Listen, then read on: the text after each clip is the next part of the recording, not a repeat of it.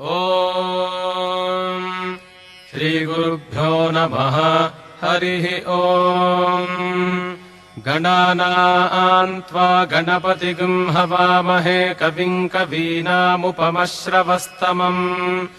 ज्येष्ठराजम् ब्रह्मणाम् ब्रह्मणस्पत आनः शृण्वन्नोतिभिः सीदसादनम् महागणपतये नमः।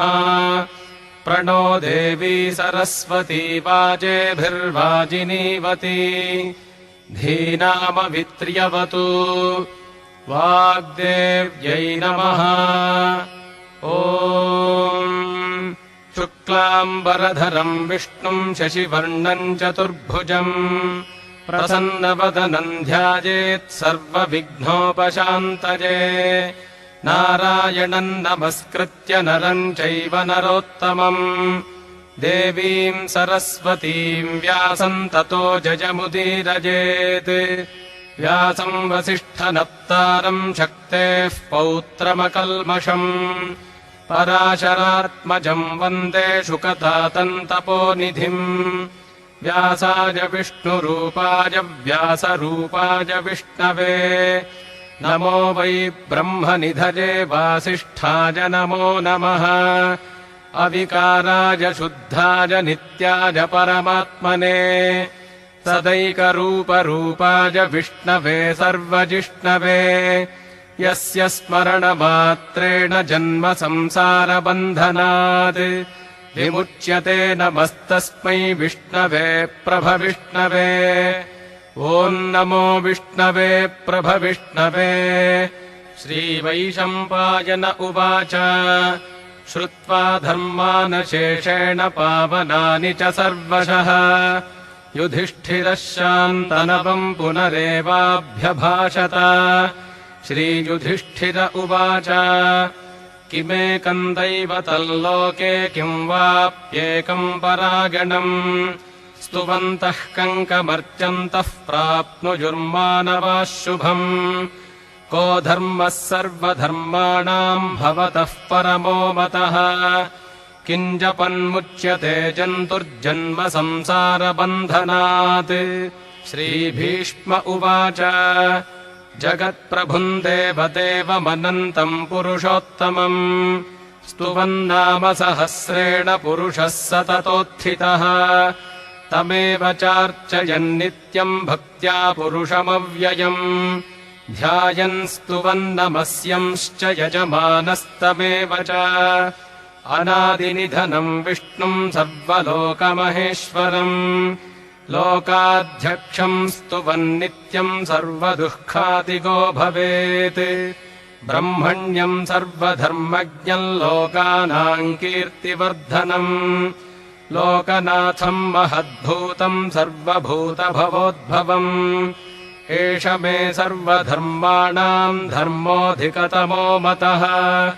यद्भक्त्या पुण्डरीकाक्षम् स्तवैरर्चेन्नरः सदा परमय्यो महत्तेजः परमय्यो महत्तपः परमय्यो महद्ब्रह्म परमय्यः परायणम् पवित्राणाम् पवित्रय्यो मङ्गलानाम् च मङ्गलम् दैवतम् देवतानाम् च भूतानाम् यो व्ययः पिता यतः सर्वाणि भूतानि भवन्त्यादियुगागमे यस्मिंश्च प्रलयम् यान्ति पुनरेव युगक्षये तस्य लोकप्रधानस्य जगन्नाथस्य भूपते विष्णोर्नाम सहस्रम् मे शृणु पापभजापहम् यानि नामानि गौणानि विख्यातानि महात्मनः ऋषिभिः परिगीतानि तानि वक्ष्यामि भूतये ऋषिर्नाम्नाम् सहस्रस्य वेदव्यासो महामुनिः छन्दोरुष्टुप् तथा देवो भगवान् देवकीसुतः अमृतांशूद्भवो बीजम् शक्तिर्देवकीनन्दनः त्रिसामाहृदयन्तस्य शान्त्यर्थे विनियुज्यते विष्णुम् जिष्णुम् महाविष्णुम् प्रभविष्णुम् महेश्वरम् अनेकरूपदैत्यान्तम् नमामि पुरुषोत्तमम् अस्य श्रीविष्णोर्दिव्यसहस्रनामस्तोत्रमहामन्त्रस्य श्रीवेदव्यासो भगवान् ऋषिः अनुष्टुप्छन्दः श्रीमहाविष्णुः परमात्मा श्रीमन्नारायणो देवता अमृतांशोद्भवो भानुरिति बीजम् देवकीनन्दनः सृष्टेति शक्तिः उद्भवः क्षोभणो देव इति परमो मन्त्रः शङ्खभृन्नन्दकी चक्रीति कीलकम् शार्ङ्गधन्वा गदाधर इत्यस्त्रम् रथाङ्गपाणिरक्षोभ्य इति नेत्रम् त्रिसामासामगः सामेति कवचम् आनन्दम् परब्रह्मेति योनिः ऋतुः सुदर्शनः काल इति दिग्बन्धः श्रीविश्वरूप इति ध्यानम्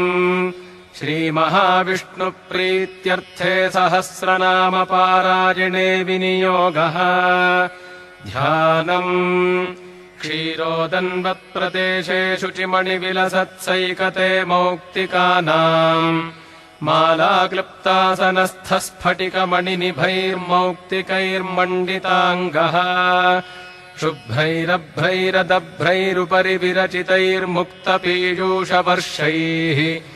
आनन्दीनः पुनीयादरिनलिनगदा शङ्खपाणिर्मुकुन्दः भूः पादौ यस्य नाभिर्विगदसुरनिलश्चन्द्रसूर्यौ च नेत्रे कर्णावाशाः शिरोद्यौर्मुखमपि दहनो यस्य वासोजमब्धिः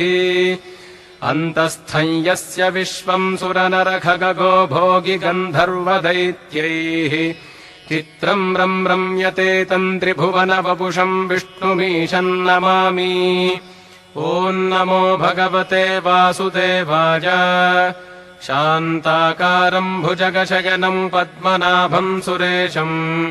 विश्वाधारम् गगनसदृशम् मेघवर्णम् शुभाङ्गम् लक्ष्मीकान्तम् कमलनयनम् योगिहृद्ध्यानगम्यम् वन्दे विष्णुम् भवभजहरम् सर्वलोकैकनाथम् मेघश्यामम् पीतकौशेजवासम् श्रीवत्साङ्गम् कौस्तुभोद्भासिताङ्गम्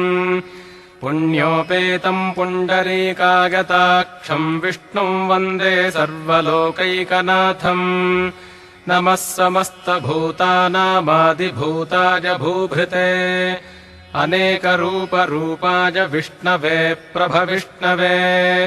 सशङ्खचक्रम् सकिरीटकुण्डलम् सपीतवस्त्रम् सरसीरुहेक्षणम् सहारवक्षस्थलशोभिकौस्तुभम् नमामि विष्णुम् शिरसा चतुर्भुजम् छायायाम् पारिजातस्य हेमसिंहासनोपरि आसीनमम्बुदश्याममाजताक्षमलङ्कृतम्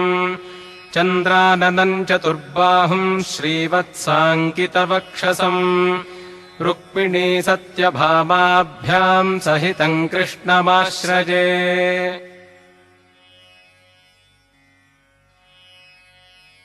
ॐ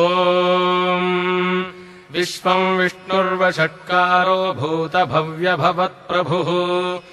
भूतकृद्भूतभृद्भावो भूतात्मा भूतभावनः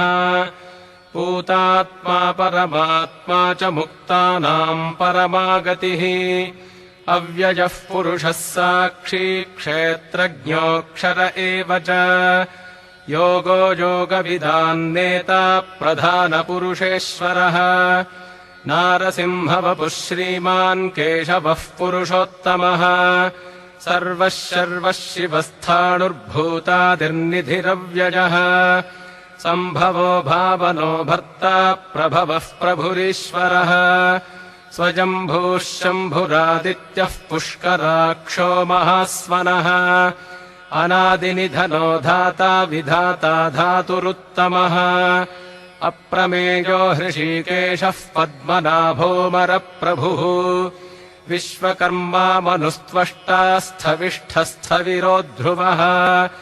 अग्राह्यः शाश्वतः कृष्णो लोहिताक्षः प्रतर्दनः प्रभूतस्त्रिककुब्धाम पवित्रम् मङ्गलम् परम् ईशानः प्राणदः प्राणो ज्येष्ठः श्रेष्ठः प्रजापतिः हिरण्यगर्भो भूगर्भो माधवो मधुसूदनः ईश्वरो विक्रमी धन्वी मेधावी विक्रमः क्रमः अनुत्तमो दुराधर्षः कृतज्ञः कृतिरात्मवान् सुरेशः शरणम् शर्म विश्वरेताः प्रजाभवः अहः संवत्सरो व्यालः प्रत्ययः सर्वदर्शनः अजः सर्वेश्वरः सिद्धः सिद्धिः सर्वादिरच्युतः वृषाकपिरमेजात्मा सर्वयोगविनिःसृतः वसुर्वसुमनः सत्यः समात्मा संमितः समः अमोघः पुण्डरीकाक्षो वृषकर्मा वृषाकृतिः रुद्रो बहुशिरा बभ्रुर्विश्वजोनिः शुचिश्रवाः अमृतः शाश्वतस्थाणुर्वरारोहो महातपाः सर्वगः सर्वविद्भानुर्विश्वक्सेनो जनार्दनः वेदो वेदविदव्यङ्गो वेदाङ्गो वेदवित्कविः लोकाध्यक्षः सुराध्यक्षो धर्माध्यक्षः कृताकृतः चतुरात्मा चतुर्व्यूहश्चतुर्दंष्ट्रश्चतुर्भुजः भ्राजिष्णुर्भोजनम् भोक्ता सहिष्णुर्जगदादिजः अनघो विजयो जेता विश्वजोनिः पुनर्वसुः उपेन्द्रो वामनः प्रांशुरमोघः शुचिरूर्जितः अतीन्द्रः सङ्ग्रहः सर्गो धृतात्मा नियमो यमः वेद्यो वैद्यः सदा योगी वीरः माधवो मधुः अतीन्द्रियो महामायो महोत्साहो महाबलः महाबुद्धिर्महावीर्यो महाशक्तिर्महाद्युतिः अनिर्देश्य वपुः श्रीमानमेजात्मा महाद्रिधृक् महेश्वासो महीभर्ता श्रीनिवासः सताङ्गतिः अनिरुद्धः सुरानन्दो गोविन्दो गोविदाम्पतिः मरीचिर्दमनोहंसः सुपर्णो भुजगोत्तमः हिरण्यनाभः सुतपाः पद्मनाभः प्रजापतिः अमृत्युः सर्वदृक्सिंहः सन्धाता सन्धिमान् स्थिरः अजो दुर्मर्षणः शास्ता विश्रुतात्मा सुरारिः गुरुर्गुरुतमो धाम सत्यः सत्यपराक्रमः निमिषो निमिषस्रग्वी वाचस्पतिरुदारधीः अग्रणीर्ग्रामणी श्रीमान् न्यायो नेता समीरणः सहस्रमूर्धा विश्वात्मा सहस्राक्षः सहस्रपात् आवर्तनो निवृत्तात्मा संवृतः सम्प्रमर्दनः अहः संवर्तको वह्निरनिलो धरणीधरः सुप्रसादः प्रसन्नात्मा विश्वधृग्विश्वभुग्विभुः सत्कर्ता सत्कृतः साधुर्जह्नुर्नारायणो नरः असङ्ख्येयो प्रमेयात्मा विशिष्टः शिष्टकृच्छुचिः सिद्धार्थः सिद्धसङ्कल्पः सिद्धिदः सिद्धिसाधनः वृषा हि वृषभो विष्णुर्वृषपर्वा वृषोदरः वर्धनो वर्धमानश्च विविक्तः श्रुतिसागरः सुभुजो दुर्धरो वाग्मी महेन्द्रो वसुतो वसुः नैकरूपो बृहद्रूपः शिपिविष्टः प्रकाशनः ओजस्तेजोद्युतिधरः प्रकाशात्मा प्रतापनः ऋद्धस्पष्टाक्षरो मन्त्रश्चन्द्रांशुर्भास्करद्युतिः अमृतांशोद्भवो भानुः शशबिन्दुः सुरेश्वरः औषधम् जगतः सेतुः सत्यधर्मपराक्रमः भूतभव्यभवन्नाथः पवनः पावनो नलः कामः कामकृत्कान्तः कामः कामप्रदः प्रभुः युगादिकृद्युगावर्तो नैकमायो महाशनः अदृश्यो व्यक्तरूपश्च सहस्रजिदनन्तजित् इष्टो विशिष्टः शिष्टेष्टः शिखण्डी नहुषो वृषः क्रोधः क्रोधकृत्कर्ता विश्वबाहुर्महीधरः अच्युतः प्रथितः प्राणः प्राणदो वासवानुजः अपान्निधिरधिष्ठानमप्रमत्तः प्रतिष्ठितः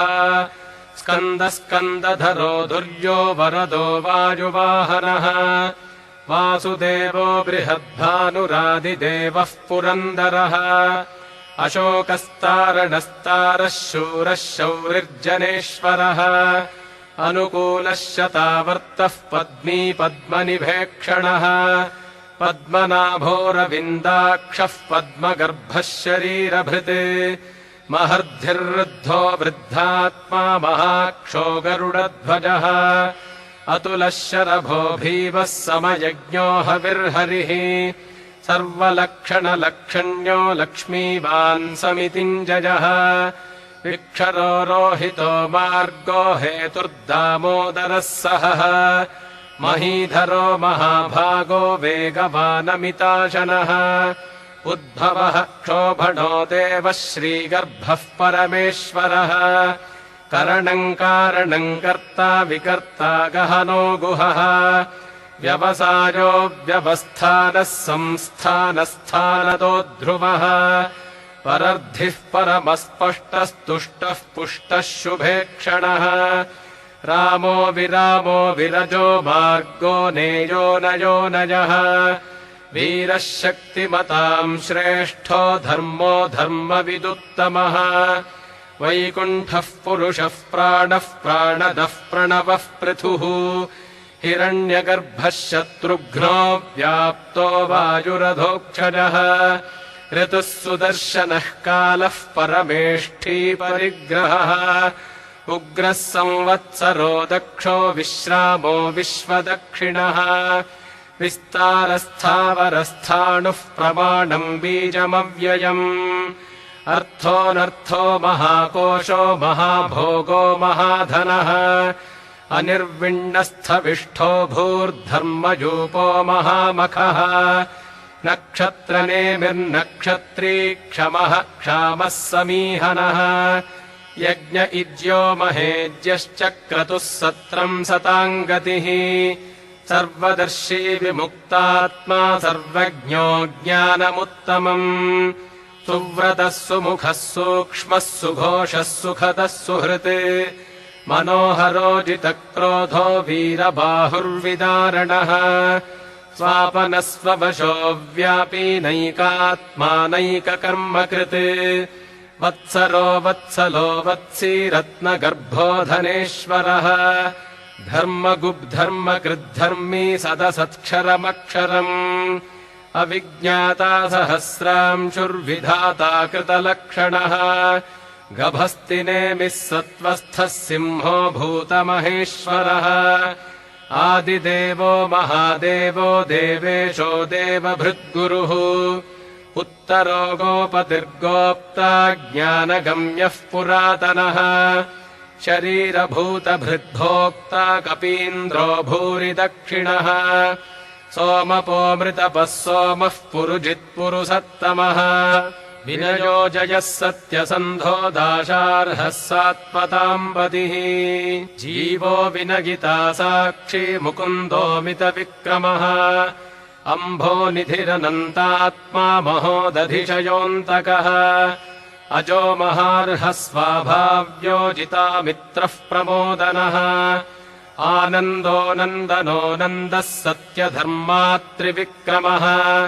महर्षिः कपिलाचार्यः कृतज्ञो मेदिनीपतिः त्रिपदस्त्रिदशाध्यक्षो महाशृङ्गः कृतान्तकृत् महावराहो गोविन्दः सुषेणः कनकाङ्गदी गुह्यो गभीरो गहनो गुप्तश्चक्रगदाधरः वेधास्वाङ्गोजितः कृष्णो दृढः सङ्कर्षणोच्युतः वरुणो वारुणो वृक्षः पुष्कराक्षो महामनाः भगवान् भगः नन्दी वनमाली हलायुधः आदित्यो ज्योतिरादित्यः सहिष्णुर्गतिसत्तमः सुधन्वाखण्डपरशुर्दारुणो द्रविणप्रदः दिवस्पृक्सर्वदृग्व्यासो वाचस्पतिरजो निजः त्रिसामासामगः सामनिर्वाणम् भेषजम् भिषक् सन्न्यासकृच्छमः शान्तो निष्ठा शान्तिः परागणम् शुभाङ्गः शान्तिदः स्रष्टा कुमुदः कुवलेशजः गोहितो गोपतिर्गोप्ता वृषभाक्षो वृषप्रियः अनिवर्ती निवृत्तात्मा संक्षेप्ता क्षेमकृच्छिवः श्रीवत्सवक्षा श्रीवासः श्रीपतिः श्रीमताम् वरः श्रीदः श्रीशः श्रीनिवासः श्रीनिधिः श्रीविभावनः श्रीधरः श्रीकरः श्रेयः श्रीमान् लोकत्रयाश्रयः स्वक्षः स्वङ्गः शतानन्दो नन्दिर्ज्योतिर्गणेश्वरः विजितात्मा विधेयात्मा सत्कीर्तिश्छिन्नसंशयः उदीर्णः सर्वतश्चक्षुरनीशः शाश्वतस्थिरः भूषयो भूषणो भूतिर्विशोकः शोकनाशनः अर्चिष्मानर्चितः कुम्भो विशुद्धात्मा विशोधनः अनिरुद्धो प्रतिरथः प्रद्युम्नोमितविक्रमः कालनेमिनिहा वीरः शौरिः शूरजनेश्वरः त्रिलोकात्मा त्रिलोकेशः केशवः केशिहा हरिः कामदेवः कामपालः कामीकान्तः कृतागमः अनिर्देश्य वपुर्विष्णुर्वीरोऽनन्तो धनञ्जयः ब्रह्मण्यो ब्रह्मकृद्ब्रह्मा ब्रह्म ब्रह्मविवर्धनः ब्रह्मविद्ब्राह्मणो ब्रह्मी ब्रह्मज्ञो ब्राह्मणप्रियः महाक्रमो महाकर्मा महातेजा महोरगः महाक्रतुर्महायज्वा महायज्ञो महाहविः स्तव्यस्तवप्रियस्तोत्रम् स्तुतिस्तोतारणप्रियः पूर्णः पूरजिता पुण्यः पुण्यकीर्तिरनामयः मनोजवस्तीर्थकरो वसुरेता वसुप्रदः वसुप्रदो वासुदेवो वसुर्वसुमनाहविः सद्गतिः सत्कृतिः सत्ता सद्भूतिः सत्परायणः शूरसेनो यदुश्रेष्ठः सन्निवासः सुजामुनः भूतावासो वासुदेवः सर्वासुनिलयो नलः दर्पः दर्पदो दृप्तो दुर्धरोऽथापराजितः विश्वमूर्तिर्महामूर्तिर्दीप्तमूर्तिरमूर्तिमान् अनेकमूर्तिरव्यक्तः शतमूर्तिः शताननः एकोनैकः स वः कः किम् यत्तत्पदमनुत्तमम्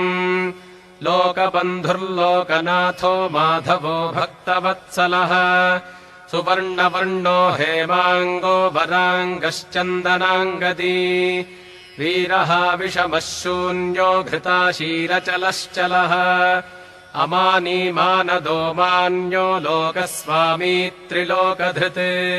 सुमेधा मेधजो धन्यः सत्यमेधाधराधरः तेजो वृषोद्युतिधरः सर्वशस्त्रभृताम् वरः प्रग्रहो निग्रहो व्यग्रो नैकशृङ्गो गदाग्रजः चतुर्मूर्तिश्चतुर्बाहुश्चतुर्व्यूहश्चतुर्गतिः चतुरात्मा चतुर्भावश्चतुर्वेदविदेकपात् समावर्तो निवृत्तात्मा दुर्जयो दुरतिक्रमः दुर्लभो दुर्गमो दुर्गो दुरावासो दुरारिः शुभाङ्गो लोकसारङ्गः सुतन्तुस्तन्तुवर्धनः इन्द्रकर्मा महाकर्मा कृतकर्मा कृतागमः उद्भवः सुन्दरः सुन्दो रत्ननाभः सुलोचनः अर्को वाजसनः शृङ्गी जयन्तः सर्वविजयी सुवर्णबिन्दुरक्षोभ्यः सर्ववागीश्वरेश्वरः महाह्रदो महागर्तो महाभूतो महानिधिः कुमुदः कुन्दरः कुन्दः पर्जन्यः पावनोऽनिलः अमृतांशोऽमृतवपुः सर्वज्ञः सर्वतोमुखः सुलभः सुव्रतः सिद्धः शत्रुजिच्छत्रुतापनः न्यग्रोधो दुम्बरोऽश्वत्थश्चाणूरान्ध्रनिषूदनः सहस्रार्चिः सप्तजिह्वः सप्तैधाः सप्तवाहनः अमूर्तिरनघोचिन्त्यो भजकृद्भजनाशनः अनिर्बृहत्कृशस्थूलो गुणभृन्निर्गुणो महान् अधृतस्वधृतस्वास्यः प्राग्वंशो वंशवर्धनः भारभृत्कथितो योगी योगीशः सर्वकामदः आश्रमश्रमणः क्षामः सुपर्णो वायुवाहनः धनुर्धरो धनुर्वेदो दण्डो दमयितादमः अपराजितः सर्वसहो नियन्ता निजमोजमः सत्त्ववान् सात्विकः सत्यः सत्यधर्मपरायणः अभिप्रायः प्रियार्होर्हः प्रियकृत्प्रीतिवर्धनः विहाय सगतिर्ज्योतिः सुरुचिर्हुतभुग्विभुः रविर्विरोचनः सूर्यः सविता रविलोचनः अनन्तो हुतभुग्भोक्ता सुखदो नैकजोऽग्रजः अनिर्विण्णः सदा मर्षि लोकाधिष्ठानमद्भुतः सनात्सनातनतमः कपिलः कपिरव्ययः स्वस्तिदस्वस्ति कृस्वस्ति स्वस्ति भुक्स्वस्ति दक्षिणः अरौद्रः कुण्डलीचक्रे विक्रम्योर्जितशासनः शब्दादिगः शब्दसः शिशिरः शर्वरीकरः अक्रूरः पेशलो दक्षो दक्षिणः क्षमिणाम् वरः विद्वत्तमो वीतभजः पुण्यश्रवणकीर्तनः उत्तारणो दुष्कृतिः पुण्यो दुःस्वप्ननाशनः वीरः रक्षणः सन्तो जीवनः पर्यवस्थितः अनन्तरूपोऽनन्तः श्रीर्जितमन्युर्भयापहः चतुरश्रो गभीरात्मा विदिशो व्यादिशो दिशः अनादिर्भूर्भुवो लक्ष्मीः सुवीरो रुचिराङ्गदः जननो जनजन्मादिर्भीमो भीमपराक्रमः आधारनिलयो धाता पुष्पहासः प्रजागरः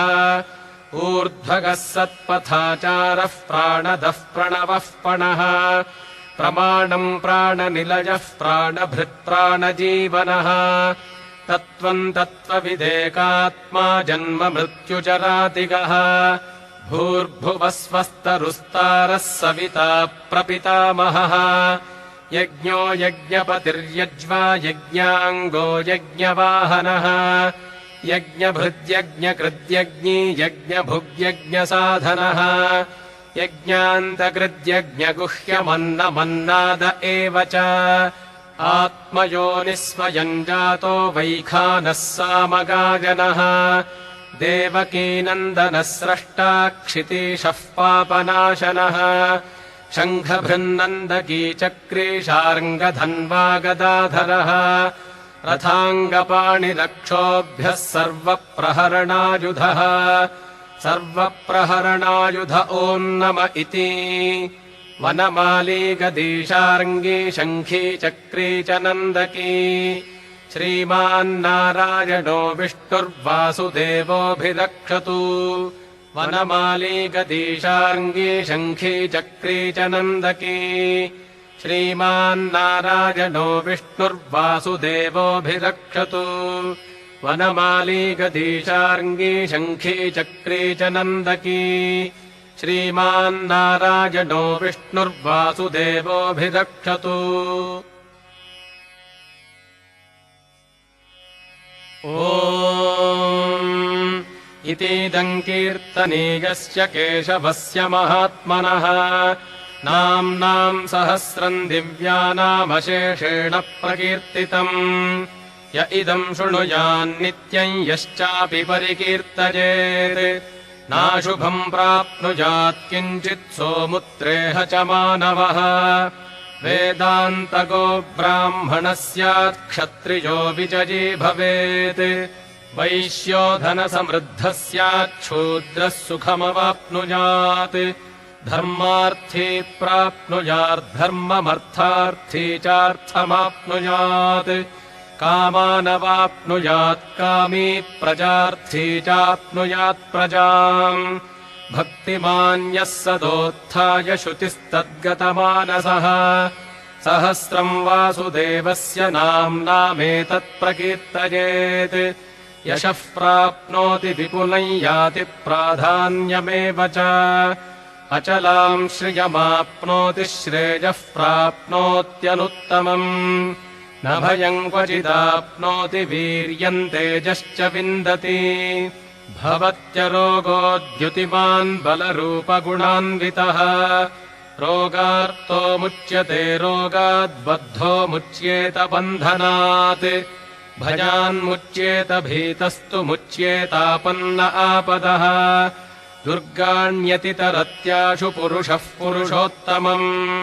स्तुमन्नाम सहस्रेण नित्यम् भक्तिसमन्वितः वासुदेवाश्रयो मर्त्यो वासुदेवपरायणः सर्वपापविशुद्धात्मा याति ब्रह्म सनातनम्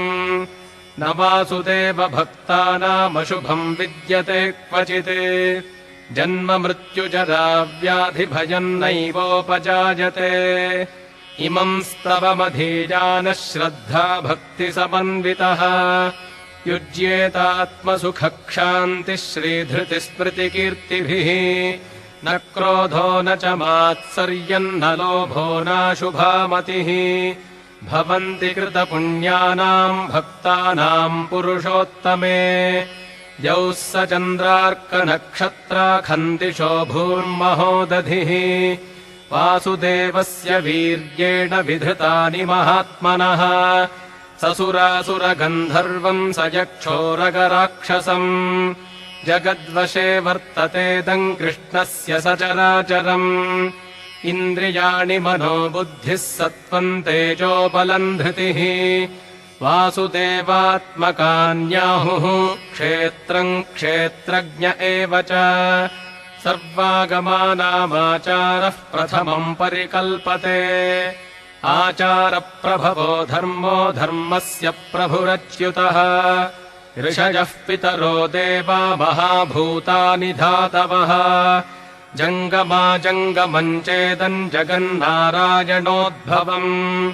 योगो ज्ञानम् तथा साङ्ख्यम् विद्याः शिल्पादिकर्म च वेदाः शास्त्राणि विज्ञानमेतत्सर्वम् जनार्दनात् एको विष्णुर्महद्भूतम् पृथग्भूतान्यनेकशः त्रीन् लोकान् व्याप्य भूतात्मा भुङ्क्ते विश्वभुगव्ययः इमम् स्तवम् भगवतो विष्णोर्व्यासेन कीर्तितम् पठेद्य इच्छेत्पुरुषः श्रेयः प्राप्तुम् सुखानि च विश्वेश्वरमजम् देवम् जगतः प्रभुरव्ययम् भजन्ति ये पुष्कराक्षम् न ते यान्ति पराभवम् न ते यान्ति पराभवमोन्नम इति अर्जुन उवाच पद्मपत्रविशालाक्ष पद्मनाभसुरोत्तमा भक्तानामनुरक्तानाम् त्राता भव जनार्दन श्रीभगवानुवाच यो मान्नाम सहस्रेण स्तोतुमिच्छति पाण्डव सोऽहमेकेन श्लोकेन स्तुत एव न संशयः स्तुत एव न संशय ओन्नम इति व्यास उवाच वासनाद्वासुदेवस्य वासितम् भुवनत्रयम् सर्वभूतनिवासोऽसि वासुदेव नमोऽस्तु ते श्रीवासुदेव नमोऽस्तु त ओन्नम इति पार्वत्युवाच केनोपायेन लघुना विष्णोर्नाम सहस्रकम् पठ्यते पण्डितैर्नित्यम् श्रोतुमिच्छाम्यहम् प्रभो ईश्वर उवाच श्रीराम राम रामेति रमे रामे मनोरमे सहस्रनाम तत्तुल्यम् राम नाम वरानने श्रीराम राम रामेति रमे रामे मनोरमे सहस्रनाम तत्तुल्यम् राम नाम वरानने श्रीराम राम रामेति रमे रामे मनोरमे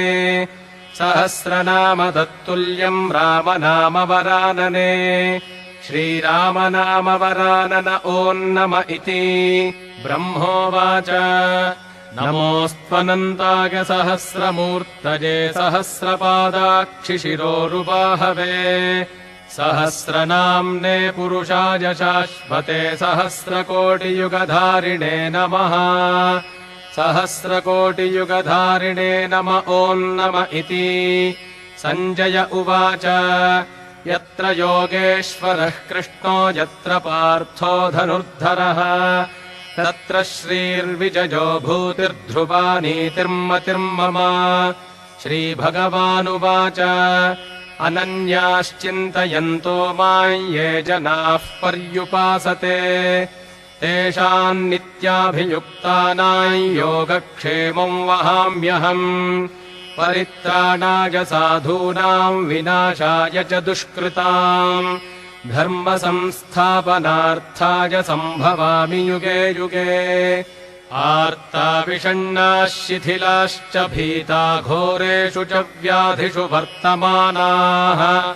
सङ्कीर्त्य नारायणशब्दमात्रम् विमुक्तदुःखाः सुखिनो भवन्तु। कायेन वाचा मनसेन्द्रियैर्वा बुद्ध्यात्मना वा प्रकृते स्वभावात् करोमि यद्यः सकलम् परस्मै नारायणायेति समर्पयामि। ॐ शान्तिः शान्तिः शान्तिः।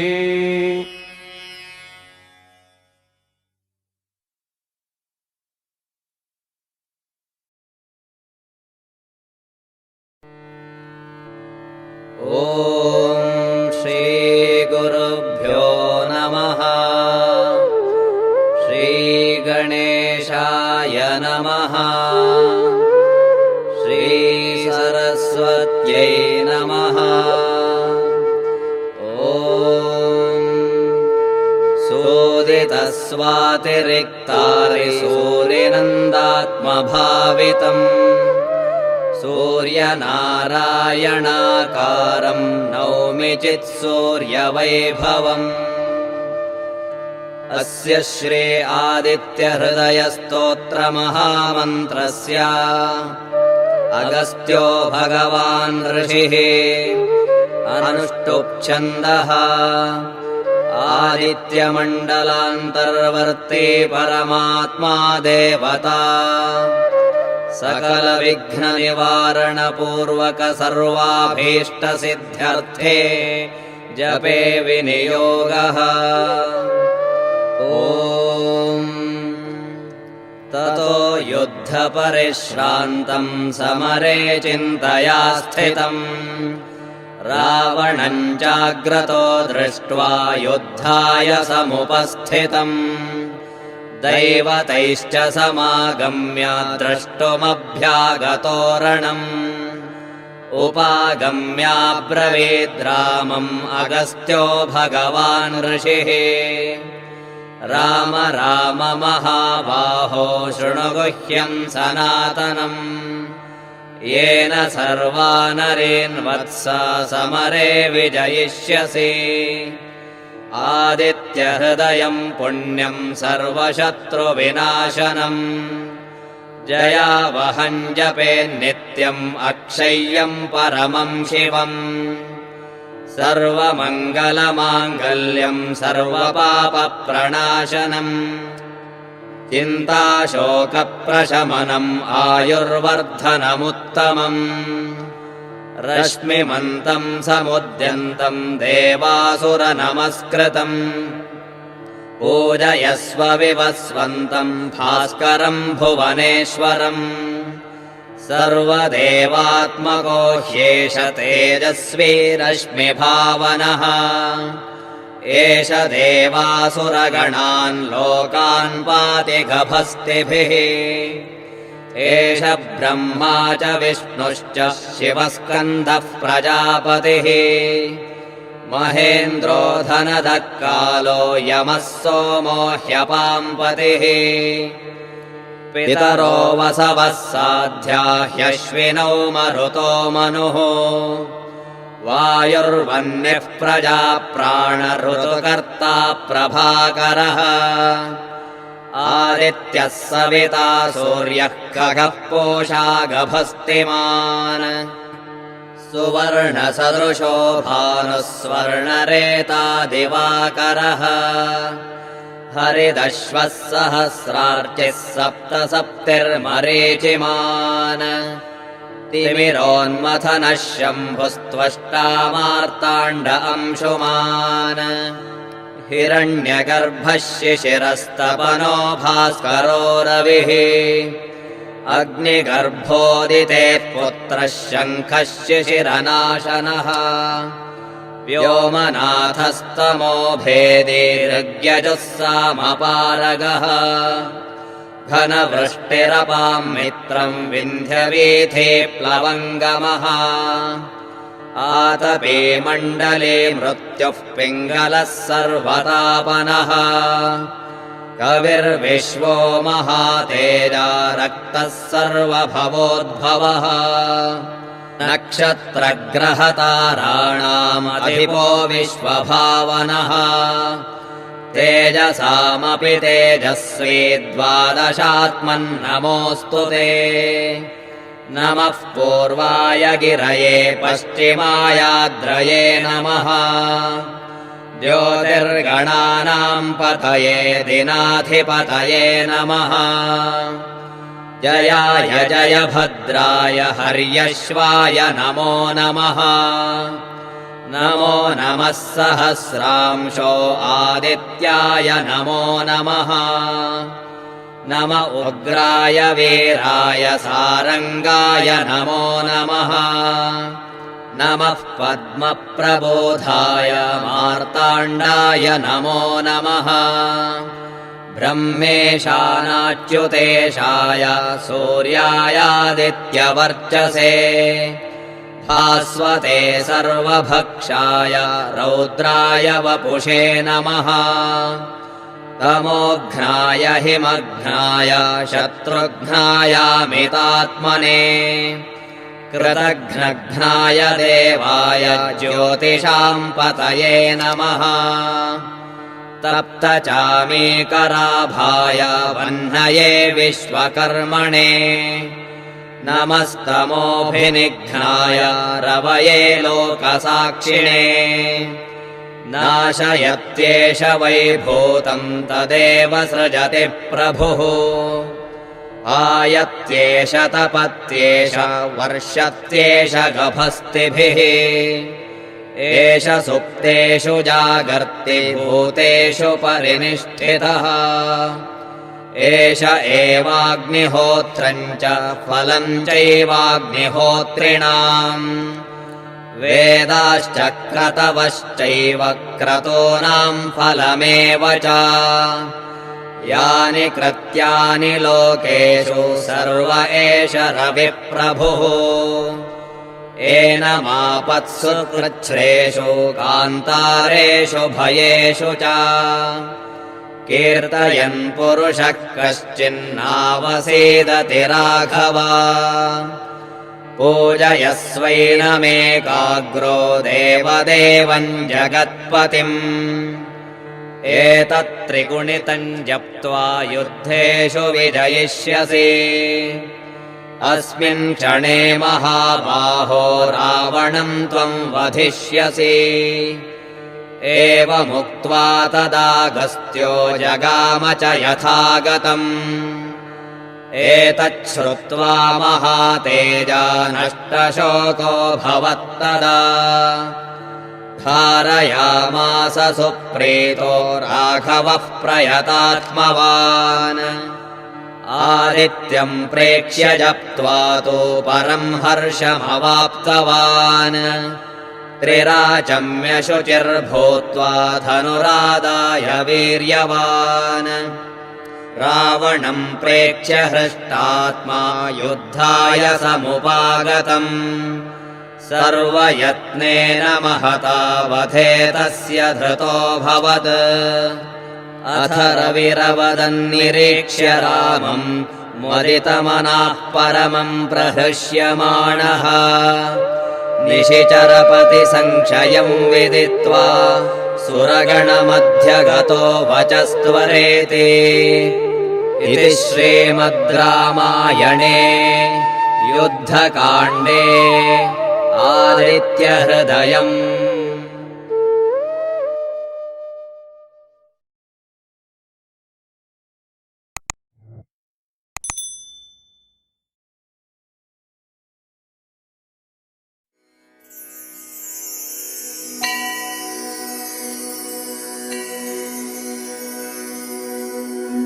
जपाकुसुमसङ्काशम् काश्यपेयं महाद्युतिम् तमोरिं सर्वपापघ्नं प्रणतोऽस्मि दिवाकरम्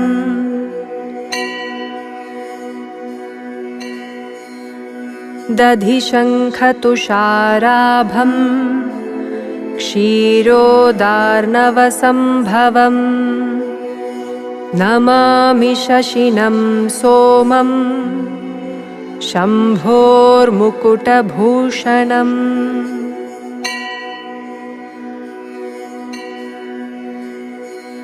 धरणीगर्भसम्भूतं विद्युत्कान्तिसमप्रभम् कुमारं शक्तिहस्तं तं मङ्गलं प्रणमाम्यहम्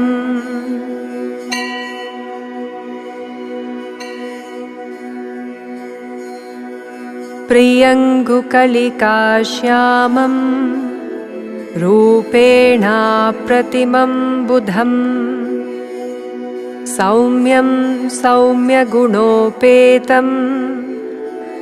तं बुधं प्रणमाम्यहम्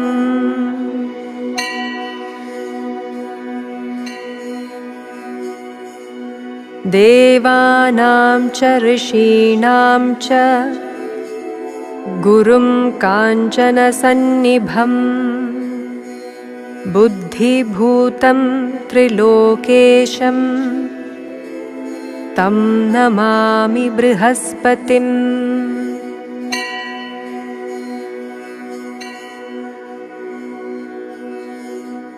हिमकुन्दमृणालाभम् दैत्यानां परमं गुरुम् सर्वशास्त्रप्रवक्तारं भार्गवं प्रणमाम्यहम्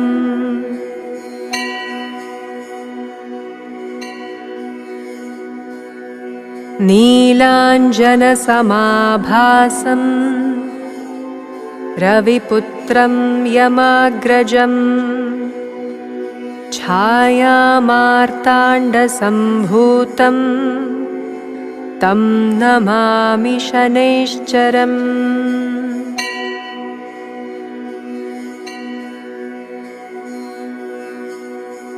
अर्धकायं महावीर्यं चन्द्रादित्यविमर्दनम् सिंहिकागर्भसम्भूतम् तं राहुं प्रणमाम्यहम्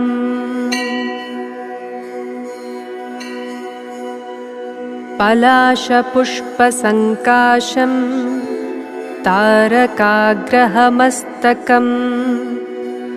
रौद्रं रौद्रात्मकं घोरं तं केतुं प्रणमाम्यहम्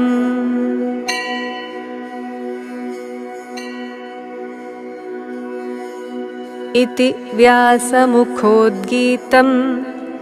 यः पठेत् सुसमाहितः दिवा वा यदि वा रात्रौ विघ्नशान्तिर्भविष्यति।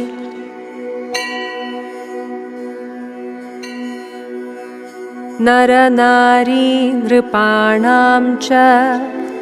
भवेद्दुःस्वप्ननाशनम् ऐश्वर्यमतुलं तेषाम् आरोग्यं पुष्टिवर्धनम्।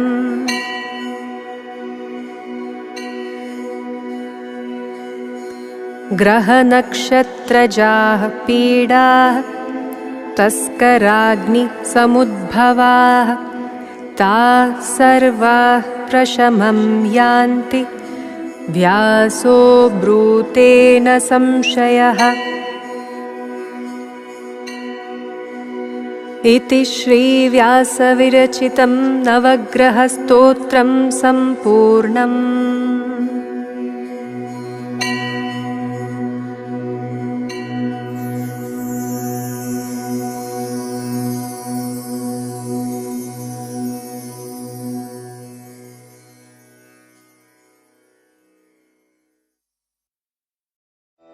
श्रीनरसिंहकवचस्तोत्रम्। नरसिंहकवचं वक्ष्ये प्रह्लादेनोदितं पुरा, सर्वरक्षाकरं पुण्यं सर्वोपद्रवनाशनं, सर्वसम्पत्करं चैव स्वर्गमोक्षप्रदायकं, ध्यात्वा नरसिंहं देवेशं हेमसिंहासनस्थितं, विवृतास्यं त्रिनयनं शरदिन्दुसमप्रभं, लक्ष्म्यालिङ्गितवामाङ्गं विभूतिभिरुपाश्रितं, चतुर्भुजं कोमलाङ्गं स्वर्णकुण्डलशोभितं, श्रिया सुशोभितोरस्कं रत्नकेयूरमुद्रितं, तप्तकाञ्चनसङ्काशं पीतनिर्मलवाससं, इन्द्रादिसुरमौलिष्ठा स्फुरन्माणिक्यदीप्तिभिः, विराजितपदद्वन्द्वं शङ्खचक्रादिहेतिभिः, गरुत्मता च विनयात् स्तूयमानं मुदान्वितं, स्वहृत्कमलसंवासं कृत्वा तु कवचं पठेत्, नरसिंहो मे शिरः पातु लोकरक्षात्मसंभवः, सर्वगोपीस्तम्भवासा फालं मे रक्षतु ध्वनिं, नरसिंहो मे दृशः पातु सोमसूर्याग्निलोचनः, स्मृतिं मे पातु नरहरि मुनिवर्यास्तुतिप्रियः, नासां मे सिंहनासस्तु मुखं लक्ष्मीमुखप्रियः, सर्वविद्यादिपः पातु नरसिंहो रसनां मम, वक्त्रं पातु बिन्दुवदनः सदा प्रह्लादवन्दितः, नरसिंहः पातु मे कण्ठं स्कन्दौ भूभरणान्तकृत्, दिव्यास्त्रशोभितभुजो नरसिंहः पातु मे भुजौ, करौ मे देववरदो नरसिंहः पातु सर्वतः, हृदयं योगिसाध्यश्च निवासं पातु मे हरिः, मध्यं पातु हिरण्याक्षा वक्षा कुक्षिविदारणः, नाभिं मे पातु नरहरि स्वनाभि ब्रह्मसंस्तुतः, ब्रह्माण्डकोटयः कट्यां यस्यासौ पातु मे कटिं, गुह्यं मे पातु गुह्याणां मन्त्राणां गुह्यरूपदृक्, ऊरू मनोभावः पातु जानुनी नररूपदृक्, जङ्गे पातु धराभारा हर्ता यौसौर्णकेसरी, सुरराज्यप्रदः पातु पादौ मे नरहरीश्वरः, सहस्रशीर्षा पुरुषः पातु मे सर्वशस्तनुं, महोग्रः पूर्वतः पातु महावीराग्रजोऽग्नितः, महाविष्णुदक्षिणे तु महाज्वालस्तु नैरतौ, पश्चिमे पातु सर्वेषु दिशि मे सर्वतोमुखः, नरसिंहः पातु वायव्यां सौम्यां भीषणविग्रहः, ईशान्यां पातु भद्रो मे सर्वमङ्गलदायकः, संसारभयदः पातु मृत्योर्मृत्युर्नकेसरी, इदं नरसिंहकवचं प्रह्लादमुखमण्डितं, भक्तिमान् यः पठे नित्यं सर्वपापैः प्रमुच्यते, पुत्रवान् धनवान् लोके दीर्घायुरुपजायते, यं यं कामयते कामं तं तं प्राप्नोत्यसंशयम्, सर्वत्र जयमाप्नोति सर्वत्र विजयी भवेत्, भूम्यन्तरिक्षदिव्यानां ग्रहाणां विनिवारणं, वृश्चिकोरगसम्भूता विशापहरणं परं, ब्रह्मराक्षसयक्षाणां दूरोत्सारणकारणं, भूर्जे वा तालपत्रे वा कवचं लिखितं शुभं, करमूले धृतं येन सिद्धेयुः कर्मसिद्धयः, देवासुरमनुष्येषु स्वं स्वमेव जयं लभेत्, एकसन्ध्यं त्रिसन्ध्यं वा या पठे नियतो नरः, सर्वमङ्गलमाङ्गल्यं भुक्तिं मुक्तिं च विन्दति, 32 सहस्राणि पठ्येच्युद्धात्मभिर्निर्भिः, कवचस्यास्य मन्त्रस्य मन्त्रसिद्धिः प्रजायते, अनेन मन्त्रराजेन कृत्वा भस्माभिमन्त्रणम्, तिलकं बिभ्रियाद्यस्तु तस्य ग्रहभयं हरेत्, त्रिवारं जपमानस्तु दत्तं वार्याभिमन्त्र्य च, प्राशयेद्यं नरं मन्त्रं नरसिंहध्यानमाचरेत्, तस्य रोगाः प्रणश्यन्ति ये च सुकुक्षिसम्भवाः, किमत्र बहुनोक्तेन नरसिंहः सदृशो भवेत्, मनसा चिन्तितं यत्तु सतच्चाप्नोत्यसंशयम्, गर्जन्तं गर्जयन्तं निजभुजपटलं स्फोटयन्तं हरन्तं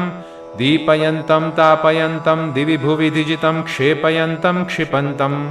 क्रन्दन्तं रोषयन्तं दिशि दिशि सततं संहरन्तं भरन्तं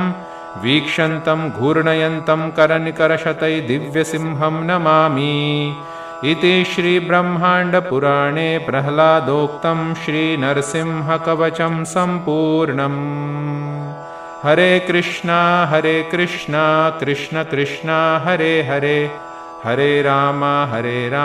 राम राम हरे हरे।